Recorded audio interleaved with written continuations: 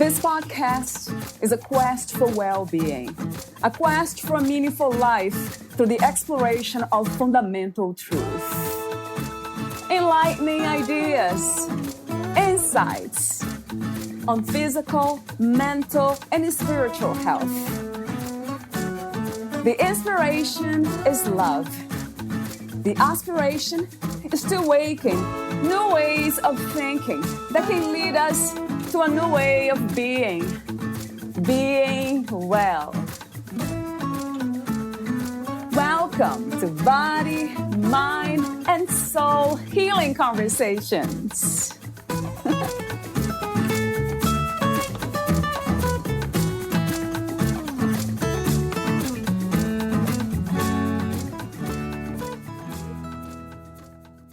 My purpose is to wake up as many people as possible, as quickly as possible, to help heal our world crises.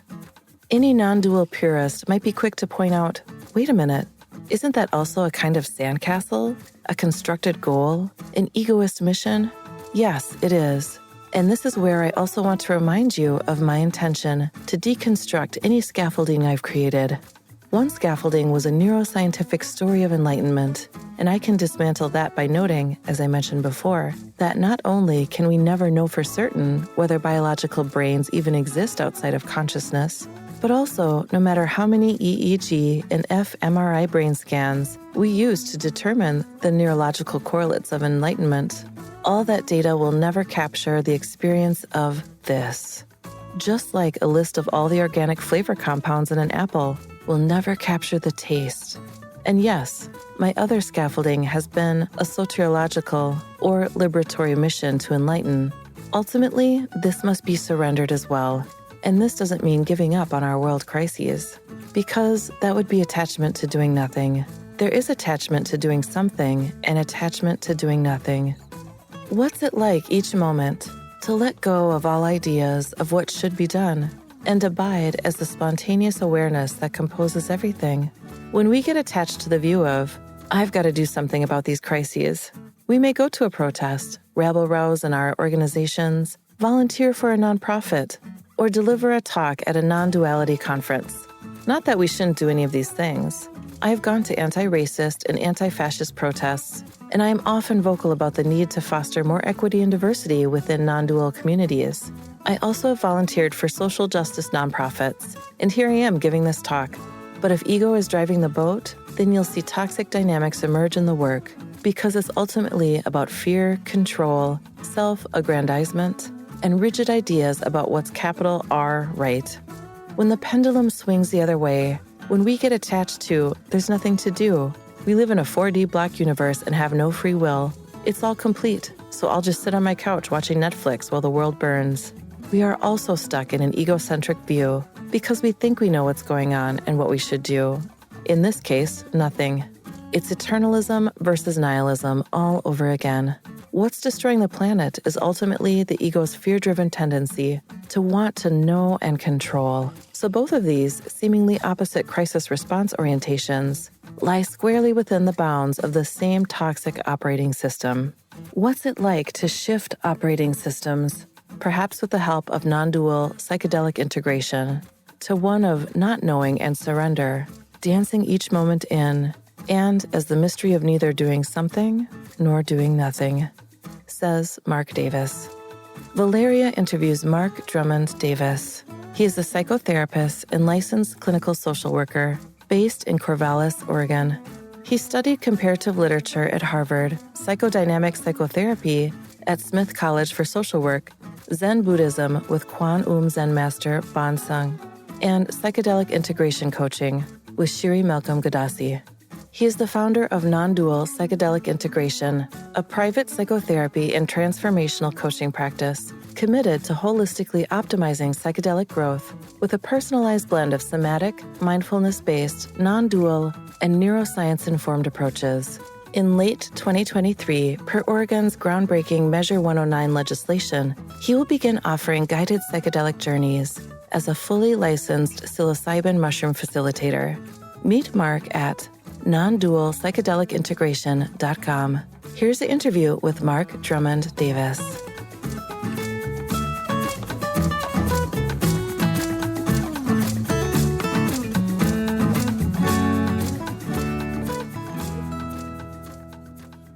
In your own words, who is Mark Drummond Davis?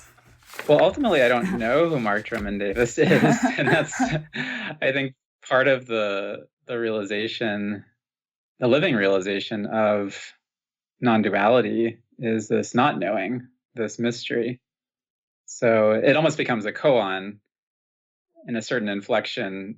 Who is Mark Drummond Davis? Not having an answer, just sitting with that openness. Of course, in a conventional constructed sense, I can speak to the story of Mark Drummond Davis and who he is. And yeah, in a nutshell, I can say, and I'll just drop into conventional language just so it doesn't get so stilted. I'm a psychotherapist. I'm a licensed clinical social worker by discipline. And I also call myself a transformational coach because the clinical work that I do is limited geographically to the state of Oregon, where I'm based. I live in Corvallis, Oregon. It's about 90 minutes from Portland. And but I'm able to do coaching work across state borders and international borders as well. And I call my practice non-dual psychedelic integration.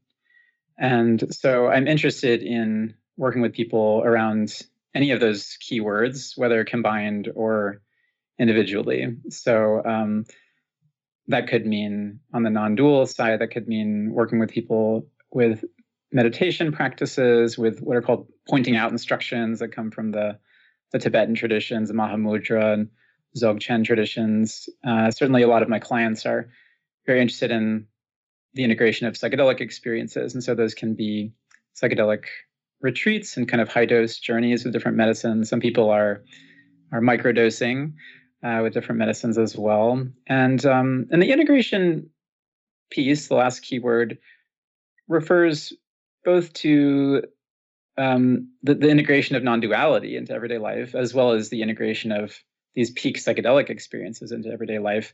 And it also refers to integration psychologically as well. So we're talking about the integration of self, for those who are familiar with modalities like internal family systems, which look at parts work and parts of the self that may be sort of split off or shadow parts, as we would describe in a more Jungian kind of sense. And how can we bring those into the light of consciousness and have a sort of internal harmony between all these different parts, so we can have more peace and equanimity.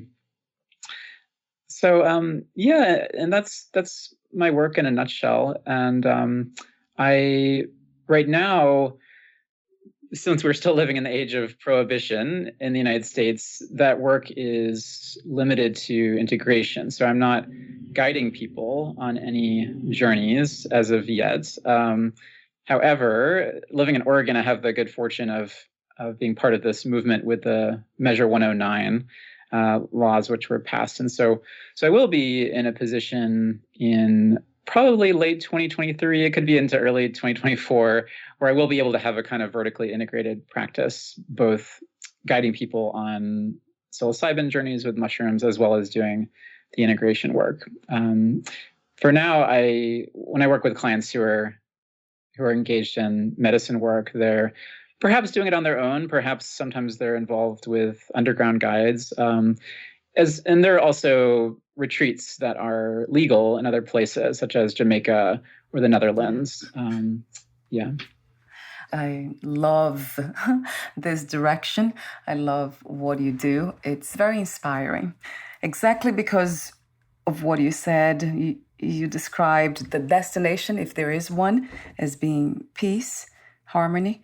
It's such a wonderful vision and even thought to have, to see this reality more harmonic, in harmony, because it really feels like it's not a lot of times. But I know it's just a feeling. But the question that comes to me is, how did you become interested in non-duality and also psychedelics? My journey begins, well, I guess at the beginning with my childhood, just having a lot of trauma, a lot of suffering, a lot of depression, anxiety, OCD.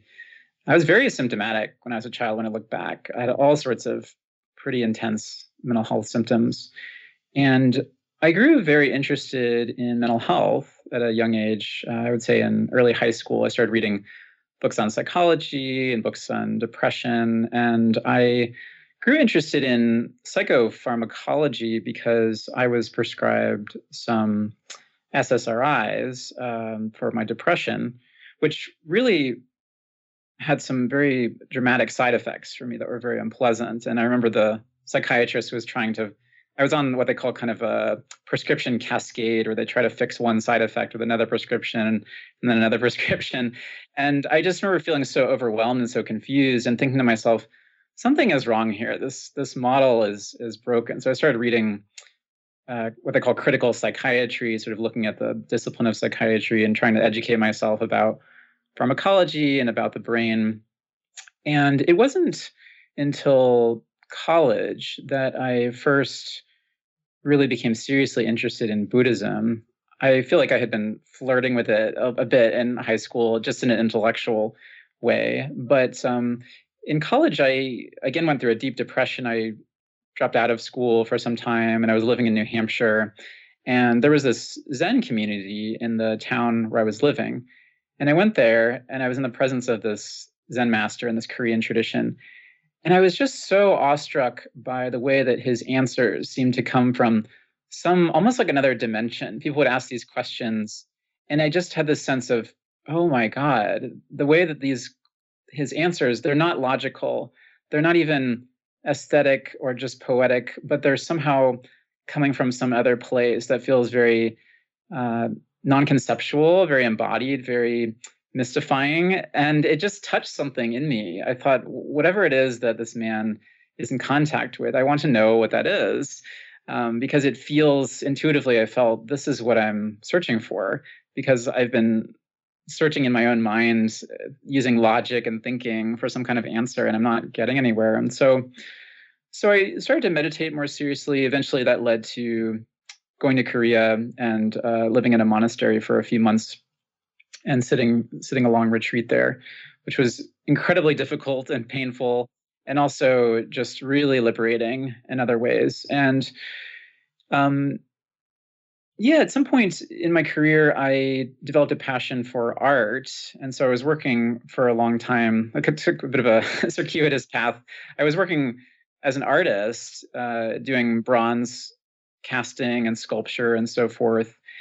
And I realized that I was dissatisfied because so much of my ego was wrapped up in my work. And I was really wanting to be maybe famous or successful, or wanting to show people how smart I was or something like that. And I was so dissatisfied. And I started to realize that the heart of why I was interested in art was that I wanted to provide an experience for people that was moving and transformative, and that would bring them into a feeling of connection. And so when I realized that, I thought, well, perhaps I can do that in a more direct way through mental health, or being a social worker. And so I went ahead and did my training. And so that was sort of my path for a while. For several years, I was doing my clinical training. I was working in different clinical settings and trying to integrate Western psychotherapy with my Buddhist practice and my meditation. And there are certain modalities that I think do that fairly well, like acceptance and commitment therapy. And I felt that I was hitting some kind of plateau where something felt very dry in my practice, like I was meditating, but it just felt, there wasn't a juice, there wasn't the aliveness, something was missing. And I had a good friend who was an older gentleman in his 60s who had become interested in mushrooms, and we were reading about them and had decided to do a journey together. And that was really the threshold moment for me. It was a fairly small dose, looking back in retrospect, for mushrooms, but it really just completely blew the top of my head off. It was just extraordinary to suddenly, in a direct experiential way, taste these truths that I had read about and studied and maybe heard my Zen teachers talking about. And all of a sudden it just became so clear, these things, everything is one, everything is consciousness. There's no inherent boundaries to anything. Time and space are constructs. It's all this wondrous tapestry of being. And I don't understand it intellectually, but I feel the unity and the expansion and the overflowing compassion and healing of contacting that realization. And that was it for me. It was so clear. This is what I need to do with my life. This is the realization of my journey, personally and professionally, is to facilitate these kind of experiences for people. And in the spirit of this kind of parts work that I was talking about, I see how every single part of my life, nothing was unnecessary or a kind of diversion. It's all included. Even my work with art for some time that was very ego driven, I see now that this is my art practice. When I'm working with people, it feels like a kind of participatory art experience. There's something, a dance of curiosity, of mystery in the moment. And I work very experientially. And that's all I was ever trying to do as an artist, was to have these transformative experiences. So that's my passion. And I started my private practice a couple years ago. And this has been my exclusive focus, is this integration of non-duality, psychedelics, and Western psychological approaches. You speak of something that I never heard about, is mesodosing. Yes. Yeah, I never heard about this. Yeah, that's because it's my own coinage, for better or worse. It comes from, so I'm a social worker, and in social work, we often talk about working to affect change at the micro, mezzo, and macro levels. And so in the sense, that means micro means working with the individual, mezzo means working with sort of mid-level systems, institutions, and macro is sort of working at the entire society. And so I kind of playfully borrowed that set of prefixes to use in describing psychedelic doses. And of course, microdose and macrodose were already in the literature, so that's nothing new. But I thought, there's some value in this kind of mid-level dose. And of course, I'm also not the first person to do that. There have been people who have done all sorts of dosage ranges, and people have different language for that. They might call it a mid-range dose or a creative dose or something like that. So I don't mean to take any credit. There's nothing really new that I'm doing. It was just sort of a playful word. But the way that I use that term, mesodose or mezzo dose, is to refer to a kind of mid-range dose, and this could be with any medicine. I tend to work mostly with mushrooms, but I certainly have clients who are doing that kind of dosage range with LSD or other medicines. And the idea is it helps to bridge the gap between a microdose and a macrodose. So what can often happen to people is they take a large dose of mushrooms or another medicine, and they have this really transformative experience. So they might feel this sense of unity or have a so-called ego death experience that's just really a kind of peak moment in their lives. But then the question becomes, how can I continue to dip into that realization when I'm just having breakfast, or I'm getting a root canal at the dentist or whatever? And a lot of times there's a big gap there. And this is what a lot of clients struggle with, is, yes, I know somewhere intellectually that everything is one because I have a memory of that peak experience, and yet I can't feel it here when I'm just writing an email or in traffic or what have you.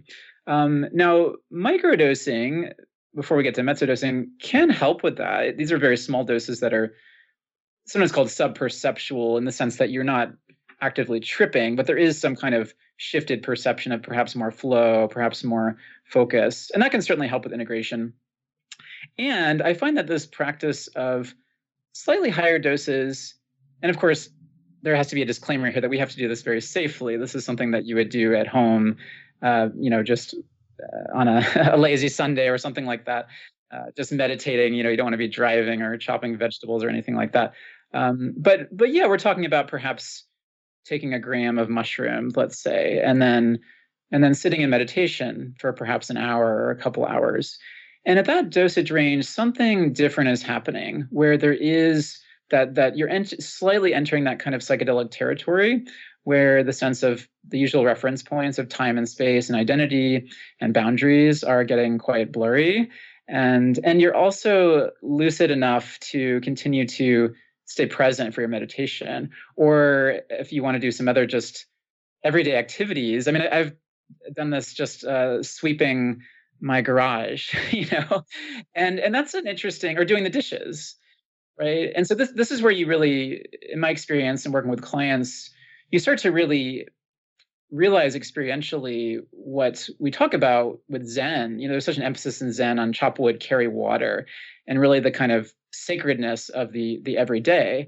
And so what can happen is if you are doing the dishes, or as in my case, I'll just tell this little story of sweeping my garage and on a gram of mushrooms. And it was this very interesting experience of feeling the embodiment of sweeping and the solidity and coolness of the concrete underneath me. And then all of a sudden having this feeling of just the ground dropping out and sweeping out into infinity for a few moments. And then having everything kind of recondense and coalesce into the smell of the dust and the feeling of the texture of the broom, and oscillating back and forth.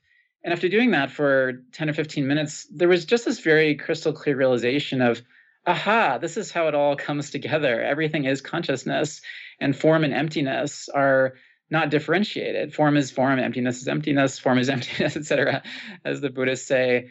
And that was just so transformative. And having done that even just a few times, it became much more possible to notice that in a persistent way without the use of mushrooms. So then it became possible to sweep, to meditate, to do the dishes, to just sit quietly and watching the afternoon sun or play with my cats, and have the rich textural experience of that moment, and also be in touch with this other mysterious dimension of it that could be described as infinite or boundless.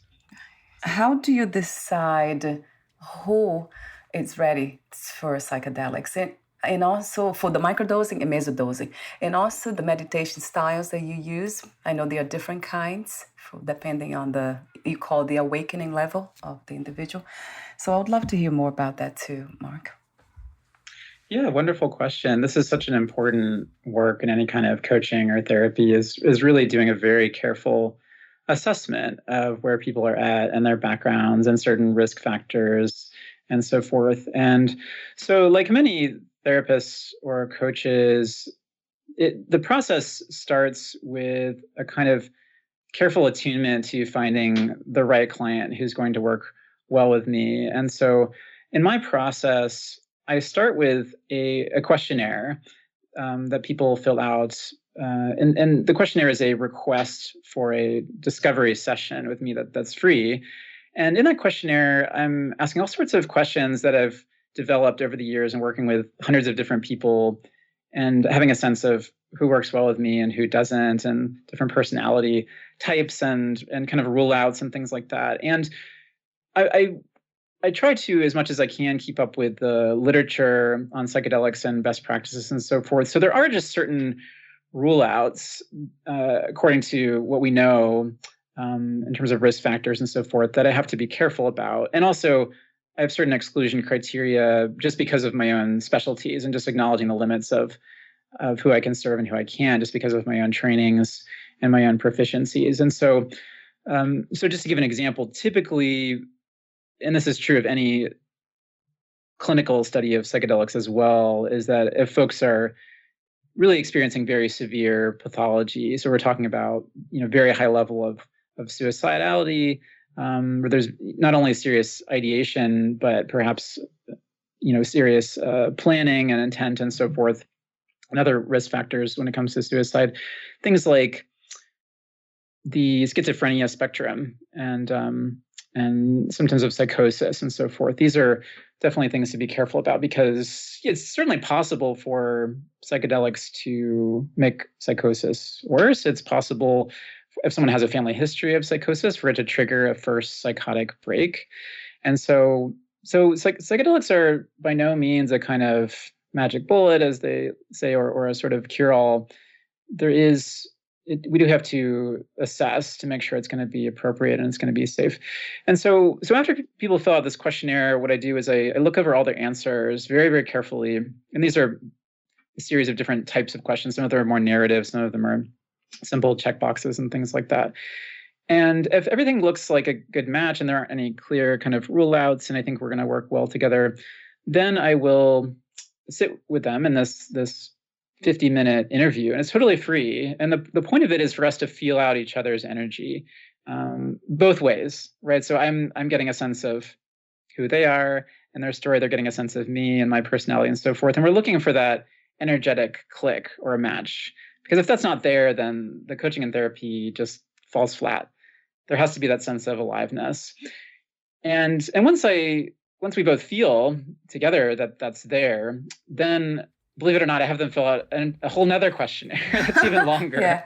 So I'm very careful about this because I'm very attuned to detail, and I really want to make sure that people are ready and that I'm not missing anything, right? Because psychedelics can be full of unexpected surprises. And so the second questionnaire is much more of a traditional kind of multi-axis psychological assessment. So I ask about everything about, health, about medications, about trauma history, family history, different, any diagnoses they've had in the past, all these sorts of things. And so I formed this very complete map of their experience and who they are. And once we go through all of that, then we can start to have this question of, well, are you ready for psychedelics?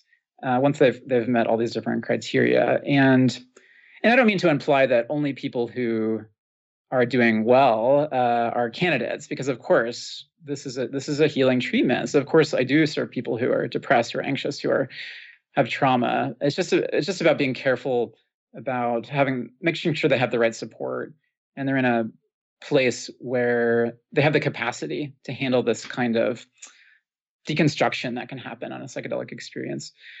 And so then we start to talk about dosages and different medicines, depending on what people are looking for. If someone's primary struggle is PTSD, it might be possible that an MGMA journey would be most appropriate for them based on the research. If someone's dealing with depression, anxiety, we might be looking more at psilocybin journey.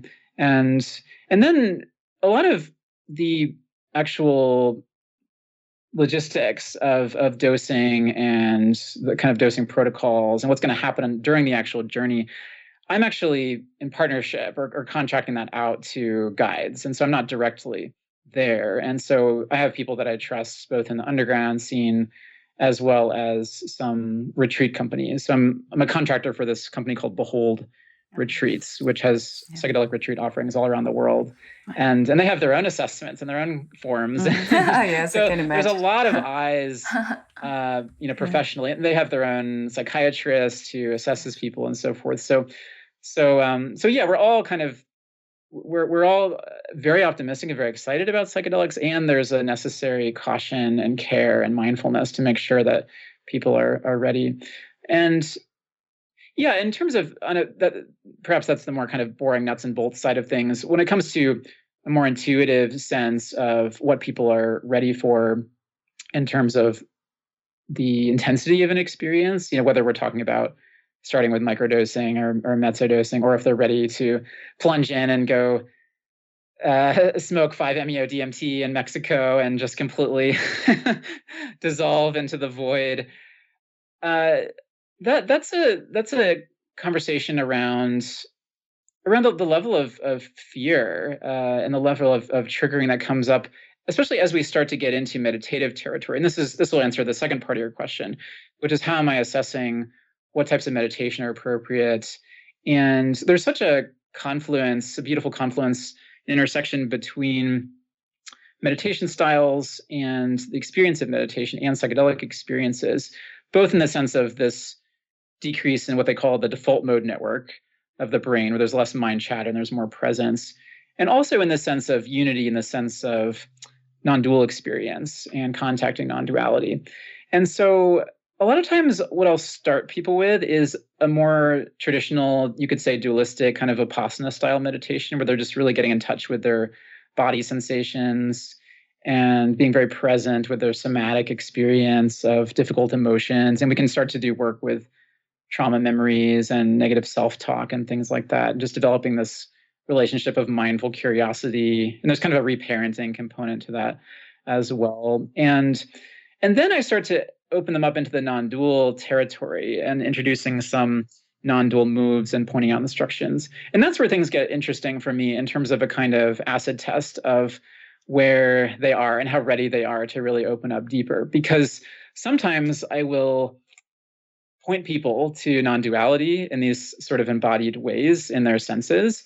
And the reaction is one of delight, of ease, of openness, of relief. And to me, that's telling me, okay, this person does not have a lot of resistance in their nervous system to this. So they're probably quite well prepared already for a high dose journey. Now, sometimes people will react with terror, and there will be a lot of nervous system activation happening. And so to me, that's a sign of, okay, maybe we're not going to send you to Mexico or just, fly you to Costa Rica for a 5-day ayahuasca retreat or something like that. Maybe we start, maybe we start not even with psychedelics, just a lot of meditation. And then maybe we start small and see, and a half a gram of mushrooms or a gram of mushrooms with a guide. And how do you do on that? And then we kind of go from there. I love that. It sounds, your work and approach sounds very loving and caring to me. And also, of course, sounds spiritual. And that's a term that we use a lot. But what is spirituality? That's what I usually ask myself, and I do ask a lot of my guests too. What is your understanding of spirituality? Do you have one? Well, my immediate answer is similar to my initial answer to your first question, which is I don't know what it is. I have no idea what it is. It's a complete mystery. And on a conventional level, it's a word, it's a construct. And when we say the word spirituality, we can notice there might be certain maps or images or phrases or mantras or something that come to mind that put us in a certain territory that we're conditioned into. But I don't ultimately know what it is. And again, if I were to go up into my head in this moment and try to give you some kind of intellectualized answer, it would feel so dead to me. It wouldn't be doing justice to the vivid, crackling aliveness of this moment, And so I like to, I enjoy this playfulness with language. And anytime I find myself falling into the trap of making a quote unquote spiritual statement that has a period at the end of it, I like to put a question mark over that. Because if I say something like, let's say, spirituality is recognizing that the ego is a construction or something like that, which sounds really nice and very maybe insightful or something like that. There's a kind of position of knowing in that, right? There's a sense of maybe I'm working within some system like Buddhism or Advaita, and I have some sense of what truth is. And so I'm asserting some sense of truth. And to me, it feels like trying to stuff the universe in a box. But all of a sudden, if we put a question mark there, well, is spirituality the seeing through the ego? What is this thing we call ego? What is spirituality? And if we just relax the habit of going up into cognition to try to contain it and just let it sit, just let it hover, and this becomes a kind of meditation practice. What is spirituality? And then we just sit and let the mind open, let our eyes open, and just be quiet. And something emerges. And I don't know what it is, but I could describe it as a feeling of being, a feeling of okayness, a feeling of completeness and wonder and interconnectedness. And maybe that's something that we could call spirituality if I had to put a name on it. Yes. But in some ways, it's a funny thing because I used to be a really spiritual person. Yes, and I used to really be invested in spirituality with a capital S and meditation with a capital M and retreats and, and mantras and all these different practices. And part of the beauty of meditation, and I think especially of psychedelics, is that there is this kind of sacredness of everything that emerges. And so you can be just cleaning out your cat's litter box, which is what I do every morning. Yeah. And it can become a beautiful practice, as spiritual as like lighting a votive candle or something like that. It feels sacred. And so at some point, the very construct of spirituality falls away because there's no longer any difference between the spiritual and the non-spiritual. There's just being, which feels inherently complete, I love what you just said, the sacredness of everything, being able to not know that, but to sense that. Experiences that we tend to avoid out of fear, or we tend to resist. I notice that with myself all the time. What I tend to do almost immediately is just to be open to that resistance as also being spiritual and sacred. Mm-hmm, and I just let resistance be. Yes. And everything that comes with it, even the anxiety, whatever it is in the moment. So it has been a very almost kind of undescribable experience, if it is one. Sometimes it feels like it's not an experience too, which is kind of interesting. You can't put words into it. A lot of times I use unconditional love for non-duality or anything that has to do with it. This non-personal perception of reality, of everything, of the experiences. I mean, if we're using words here, Mark, would you say that too? Would you use unconditional love as the closest thing or non-thing to what this is? It's a beautiful phrase, and I love it. The only time I've seen that phrase become a trap, and this is a trap that I've fallen into. I've fallen into every trap you can possibly think of. I know them so well. And I speak about that very humbly because I tell my clients all the time, anytime you're stuck, I guarantee you I've been more stuck. So I can help you get unstuck. So it's a beautiful phrase. The where I see it becoming problematic, I mean, when we recognize that every phrase is a construct that can have a certain function that's liberating, or it can have a function that becomes an attachment, right? And so sometimes there can be a kind of spiritual bypassing that I've seen with unconditional love. And my sense is that it comes from the fear of death, that there is in our nervous systems such a deep, I'll just speak personally rather than generally, in my own nervous system, I've noticed more and more with practice, just this very deep pre-verbal terror of death. And even beneath the fear of death, there's this horror of the unknown, just this feeling of who even is there to die and what even is death. And it's something that I feel in my, on my vagus nerve, down in my pelvic floor, that, these kind of contractions, this just deep feeling of unease that is there. And so much of my practice with meditation and psychedelics has been this deep pre-verbal healing of whatever that energy of contraction and tightness and tear is in the nervous system, and allowing it to settle and to kind of liquefy out of its tightness into something that's more in peace and harmony with the mystery of things. And so at times I've found in myself that I've gone through phases where I felt this very strong attachment to love. And I think there can be, again, I have to be careful, not for everyone, but for some people at certain points in their journey, clinging to that phrase becomes a kind of life raft where it's like we're floating in this sea of fear and of the mystery and the unknowing and the fear of death. And all of a sudden we get attached to these kind of eternalist kind of, you could describe them as these very grandiose kind of phrases, such as unconditional love, or a lot of times you'll hear people talk about, it's eternal, it's unborn, it's undying. And there is a superficial comfort, even if we just say the phrase unconditional love, there's kind of something in you that, okay, I've figured it out, and everything's going to be okay, and I'm not going to die, and because it's all unconditional love. And I find that those life rafts are only temporary, because at some point something will happen in life that upsets the life raft.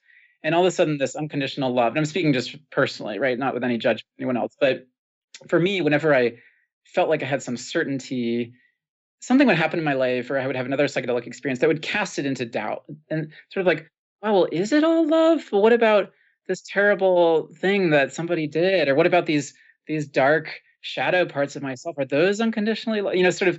And so I'd get up in my head. And so after a while, for me in my practice, I stopped landing as much as I could on any kind of phrasings that gave me a sense of knowing or security, because I noticed that anytime I do that, there was something it was motivated by fear, right? And so again, I come back to this kind of iterative practice of turning certainties that end with periods into question marks, right? So I could say non-duality is unconditional love. And it sounds wonderful. And there's something inside of me that's like, yes, oh, yes. And I can also tell there's a shadow there, where there's some other part of me that still is afraid of death or of the lack of control, and is taking solace in that phrase and sort of hiding behind it and wrapping it around me like a little blanket to feel a little bit better. But if I turn it into a koan, well, is non-duality unconditional love, or what does it mean to be unconditional? What is love? And all of a sudden I'm in a different space. There's no longer that duality in my being, in my body, in my heart, of a fear that's sort of being plastered over by this perfume of hope in the unconditional love. There's something else that is much more radical, that feels this kind of just humble, vulnerable nakedness of just not knowing, just being in this moment, not knowing what love is, not knowing what conditions are, or myself, or death, or time and space, and all these ideas about what non-duality is or isn't and how to describe it. All that stuff just falls away, and here I am right back, smack in this experience, in this mysterious moment, and I don't know what it is, and I don't know how to describe it, and the feeling is there. And then what's interesting is when I let go of trying to find the right poetic phrase to capture it, the fear also is melting away, right? Because then I'm not trying to control it. I'm not trying to understand it. I'm just dancing, as we like to say, in the mystery, and that feels like enough. And so that's and I think it's a continuous practice, because our minds are so habituated to clinging around concepts and language, and so it is this continuous deconstructive process over the life course, where our mind tightens around some notion of who I am and what non-duality is and what my practice is and what I'm supposed to be feeling or how to describe it. And then when you notice that, what's it like to let go of that and come back into the nakedness of mystery? And then again, the mind will tighten. And the more we just practice, it becomes over time almost like a non-practice, right? Because then who's practicing it? Right. And it becomes much more of a muscle memory and a flow. And yeah, I don't know what else to say, really. But it all comes back to this timeless nowness of whatever this is. It resonates energetically, though, because I feel in the body, as you speak to, something was tightening, was really become very constricted. And I noticed, it seems like something in me still holding on to that concept, the idea of unconditional love and everything that comes with it, kindness and all that. As a corollary to this, I also don't think we have to set up a kind of tension between the experience of love that might be described with this unconditional love and some other kind of deconstructive mystery that maybe on the surface may feel a bit energetically colder or something like that, because that can be another kind of eternalist nihilist divide, right? Because we can get really into clinging to the unconditional love, or we can get into this sort of edgelord nihilistic, it's all just a mystery, we don't know anything. But what's interesting is when we shift out of the conceptual and into this moment, it's also certainly possible, if we have to resort to language, to describe this feeling of mystery and wonder as being very alive and loving at the same time, right?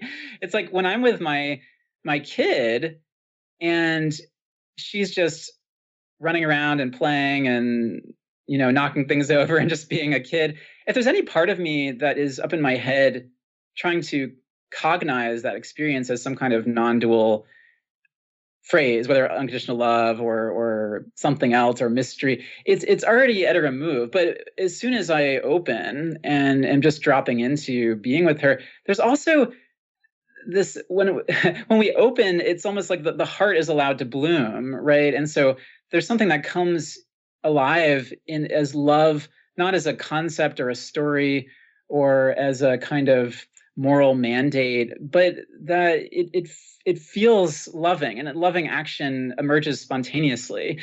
In Buddhism, they talk about Buddha nature, which is, of course, another kind of concept. But in practice, it does feel that our nature arises spontaneously for lack of a better word, just this loving energy, when we are no longer trying to capture it in any kind of concept. Wow. Yeah. So it's sort of a paradox that way. I absolutely love everything about what you do, how you do it, and this openness to life. It's incredibly beautiful to me. Thank you so much, Mark, for being you.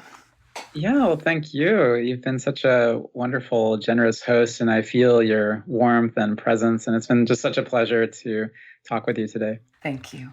Do you also meet clients online or accept new clients?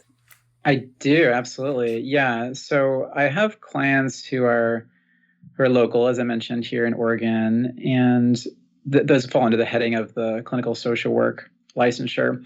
But with coaching work, there are no geographic restrictions. So I can see clients from all over the world. And I am only seeing people online because my wife and I my wife is also a therapist, and we've been working out of our home since the pandemic began, doing remote sessions, and we're transitioning to another space where we'll have a bit more room, an actual kind of journey space set up in preparation for the Measure 109. So for the time being, all of my work is actually online, which has been fantastic. It's just so great for that accessibility and to be able to have clients from anywhere. Oh, that sounds wonderful. So your website is nondualpsychedelicintegration.com. So nondualpsychedelicintegration.com. And I'll have the link on your podcast profile too. I guess I'll ask you one more question to end this conversation. Let me see which one. I'll ask you this one. What is another word for life? What comes to mind? Oh, I don't know. Yeah, I should know the answer to all questions, actually, coming from you. In a way, I don't know is my favorite answer to any question, because I spent most of my life trying to know things, and that was always my stuck point spiritually, was the intellect and the mind, and trying to know. And I think there's, especially in an interview context like this, that there might be this feeling of I need to posture in some way to show people that I know something.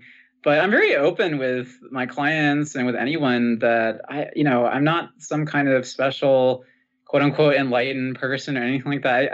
I really ultimately don't know who I am or where I am or what time it is, Tell me about ultimate way. And that's the practice, right? Is dropping into that kind of not knowing. And I'm obviously very influenced by my Zen practice, which so often in Zen they talk about this don't know mind. So life, I don't know. I mean, life, again, it's a construct, it's a word. I could come up with some fancy intellectual definition or spin on it, but what even is life? If you went and asked a bird or a tree, what is life? What would they say? And that's the koan again. Maybe we just need to go in the forest and just ask the trees and see what happens, right? Yeah. It's what is amazing about your answer is that it is an answer. I know it doesn't sound like one, but it is the ultimate answer, really. So thank you so much for being open to that too, to that answer. Thank you so much for everything that you do again and your presence here today, and we'll talk soon. Bye for now. Wonderful. Mark. Okay, bye-bye, Valeria. Bye.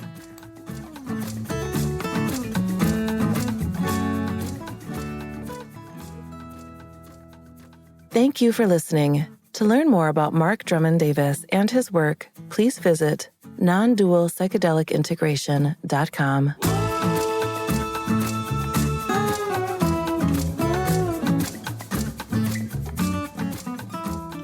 To learn more about this podcast, please visit fitforjoy.org/podcast. Thank you again for listening, and bye for now.